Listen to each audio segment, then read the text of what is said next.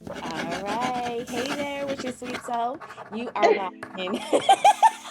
I'm doing my little intro. All right, I'm gonna do it. Hey, Look, so like, look. I'm talking to whoever is out there in YouTube world. Oh, Hey I'm sorry. I there. was like, thank you. I'm sweet. You are. This is for you too, Danielle. This is for you too. I'll be quiet now. I'll be quiet now. Okay, I'm gonna keep all of this in here too. Perfect. It's us. Yes, we was talking about that transparency earlier, but here we go. Yes, Hey indeed. there, everyone, with your sweet self. You are watching Health Be Mine, the station for all things self-investment stuff. Primarily on this channel, I focus on all content relating to investing in yourself, your well-being, and creative entrepreneurship. And I do that through the art of journaling and writing and speaking to lovely entrepreneurs like I have on the show right now. I have the lovely CEO of Unique Vision, Miss Danielle. Miss Danielle, how are you today? I love I'm your name. doing well. Thank you. I love your name too. I don't know what goddesses created it, but like, look at what they did. I know. It's just like if your name is Danielle, it is what it is, right? You know what? It's an action. Yeah. Okay, I'm here Give them a for little shoulder. it. Right on Yes, that. ma'am. So thank you so much for being here with me today. I had a pleasure to speak with you for 2+ hours before we decided to book this interview. So I'm really, really excited to share you with the people who are watching today so they can learn all the goodies that I learned about you, your greatness. You have such great energy, and I'm so happy to have you here today. Yes.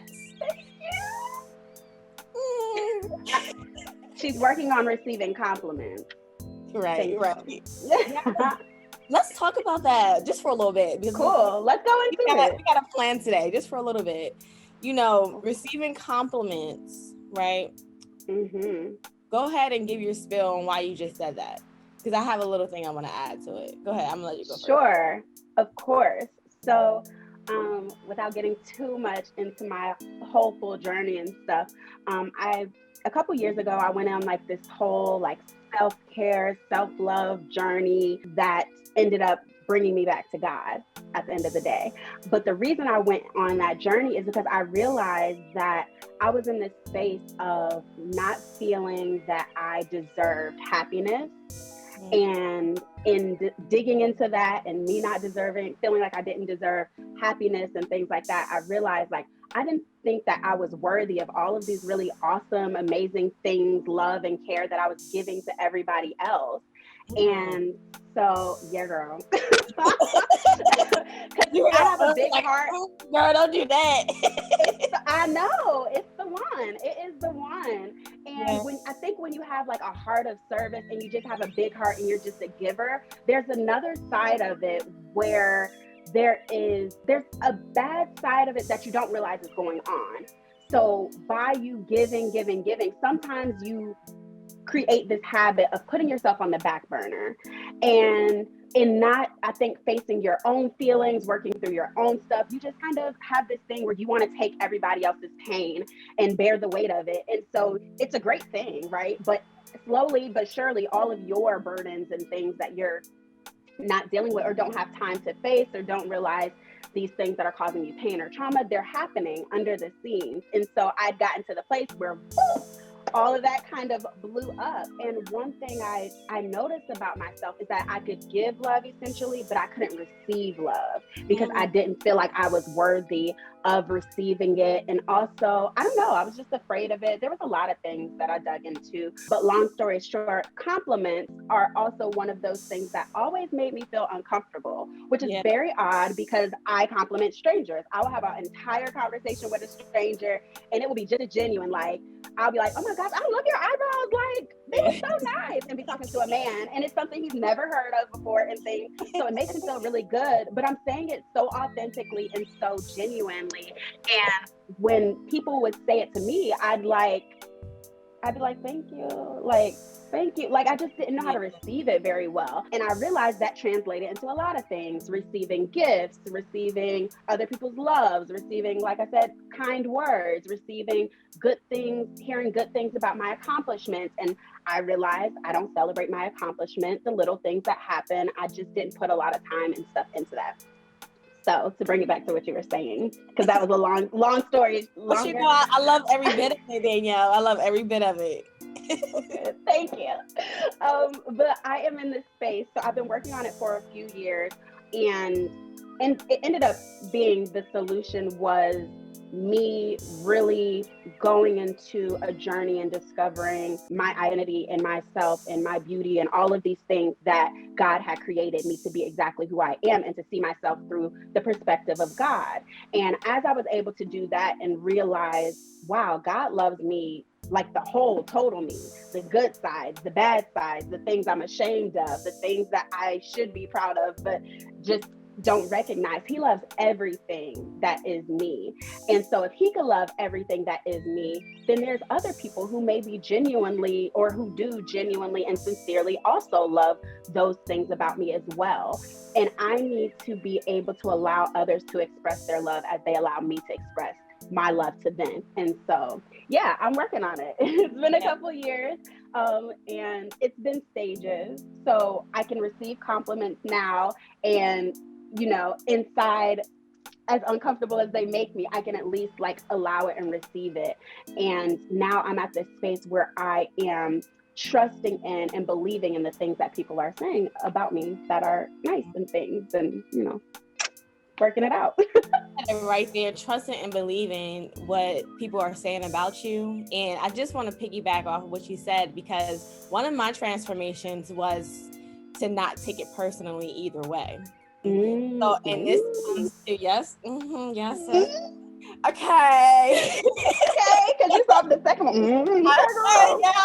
I'm about to break it down just a little bit, because we're still going outside of ourselves, right? These other people, how they say they're, oh, you're so beautiful, or how they say, you know, you're not good enough. Either way, it doesn't matter, because the source is where it matters from. So for me, the source is me, like to develop how I feel about myself. That's primary. So no matter if someone says you are so beautiful, I can still feel that, you know, or if they say you're not, you know, I feel what I believe is my truth, what validates that. And for you, it's going back to your source as well. And then what you connect your spirituality to, your you know, God being that source and being able to create that sentence for you. You are beautiful no matter what anyone says you are, or even if it's in a good way or if it's in a bad way. If you don't take it personal, you have leverage there. You know what I mean? Right. And that's the one. In my journey, it sounds like in both of our journey, it really ended in being whole, right?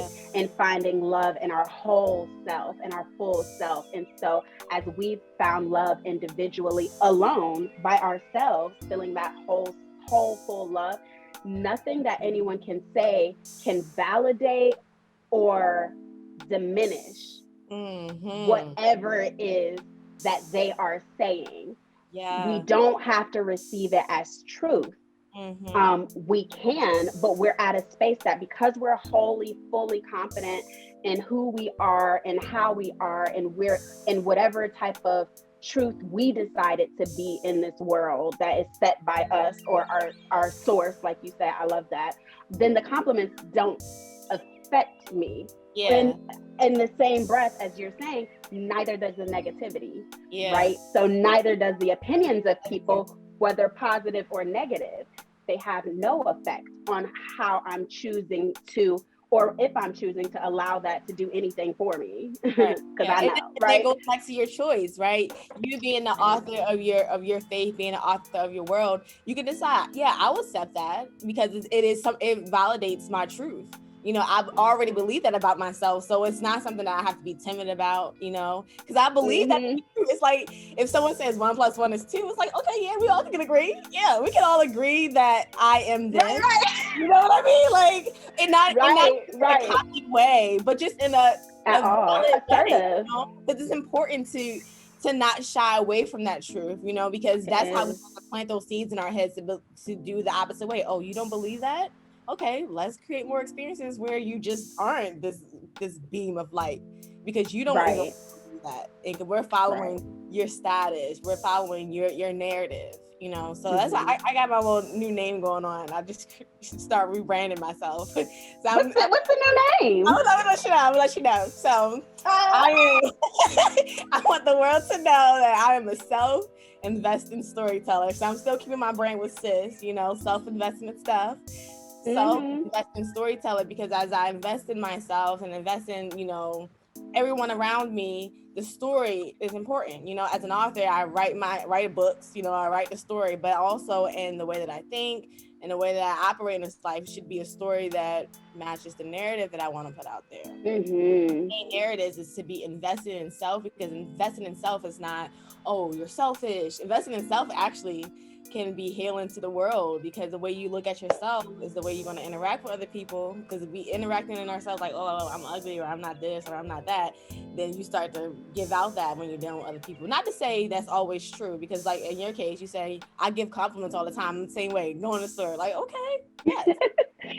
You do that. I think that's primarily because of who you are. You're just, you know, who you always been. That's really who you are. You know, it validates you. But let's go ahead, because I know I said we're going to do an hour, sis. I was like, yeah, we're going to do an hour one. We're not doing Don't worry, girl. I gave you 2 hours. I was like, we been on. I don't know if we're going to make the 30-minute interview, but you know what? It's all good content. So I'm going to go ahead and dig into your journey with keto, because when I spoke to you before about your journey with keto, I really like what you shared about why you started it, because it's not your typical reason, and how you weren't doing it for like, oh, I want to lose weight, but your mindset towards it was really important. And so right now, this is a segment where we want to get to learn the entrepreneur, Miss Danielle, you know, of Unique Vision. And so I just want to share a little background of, you know, your well-being and your keto journey experience. So if you can go ahead and. Sure. Thank you as well. Such sweet things. You always say sweet things. Okay, so